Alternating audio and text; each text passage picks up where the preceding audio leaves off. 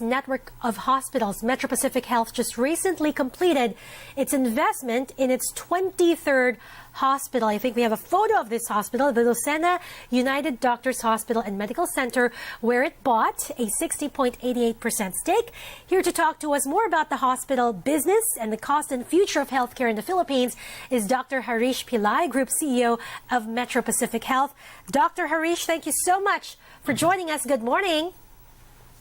Good morning, Mimi. Good to be here. All right, I want to start with affordability and the cost of healthcare. Today, we just heard from the government that healthcare costs actually saw slower increase in prices in October, inflation of just 4%. Just very quickly, how are we doing on the cost? Are we able to successfully make the cost more affordable and more accessible to Filipinos at this point in general as an industry? Well, honestly, it's a work in progress. We have some structural challenges in the country. As you know, that manufacturing in the pharmaceutical sector is rather limited, and most of the key essential medicines are imported. And this is clearly a challenge when we compare with our ASEAN peer group. But we really appreciate from the private sector the vision of the government in terms of pushing ahead with the Universal Healthcare Act and to really improve affordability and accessibility to all Filipinos. And at Metro Pacific Health, that's really our mantra. We talk about affordability, accessibility, and assurance, which is what we define as the minimal acceptable quality of care across the country. So we really believe in active partnership with the government to ensure that in all these three dimensions, we stand hand in hand with the government. I know that the Metro Pacific Group not only invests in hospitals, but in affiliate industries like education, where nurses and doctors study. And since you mentioned that one of the structural challenges in the Philippines is pharmaceutical manufacturing, are you looking at pharma manufacturing here? No. Why not? We are really... Well, we are in the services sector. Services itself, the country has a lot of challenges. If you look at latest data, whether it's to do with per capita expenditure on healthcare, there are other countries in ASEAN which is way ahead of us. We can compare Philippines with Thailand, Malaysia, and Singapore. Their per capita expenditure on healthcare is much more than us. So there is a glide path which we need to embark on.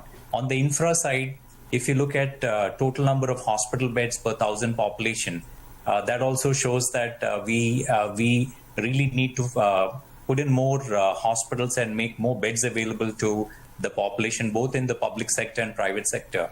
When it comes to human resources, that's the point what you were trying to raise. Clearly, we have a slight advantage that the Filipino brand is a global icon. I would call a Filipino nurse really the nightingale of the whole planet. But then sometimes we could be victims of success. For example, the country produces roughly around 70,000 nurses per year, but we have a brain drain, or you can call it a brain trust of approximately 11,000 per year. And you must have heard the headline stories of discussions in the Congress, the Committee on Higher Education.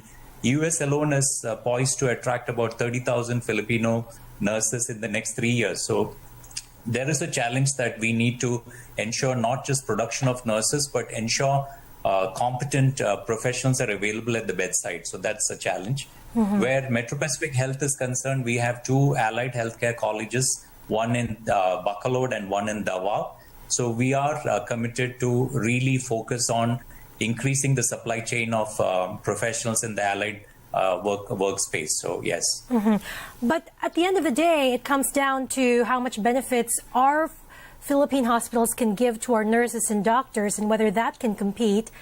How are you trying to compete on that front? Do you think you can compete financially speaking when you look at we have to be realistic, Mimi, in the sense that you can't pay the dollar income equivalent in pesos in the Philippines. That's just not that's not going to happen.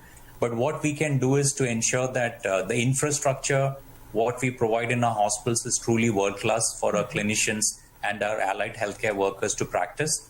Of course, we need to be competitive where wages are concerned. it's not a one-size-fits-all across the country, but based on local market conditions, we try to be the best in class for wages. But more important for them is the training environment, the kind of empirical and experiential learning, and of course the technology which they work with. So that's the kind of focus and approach what we have towards our healthcare workers. So Dr. Harish, you have made your investment in your 23rd hospital. That brings you to how many beds all in all for the group?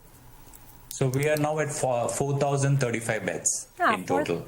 All right, 4,035 beds. How many more hospitals are you looking to acquire or to invest in the next 6 to 12 months?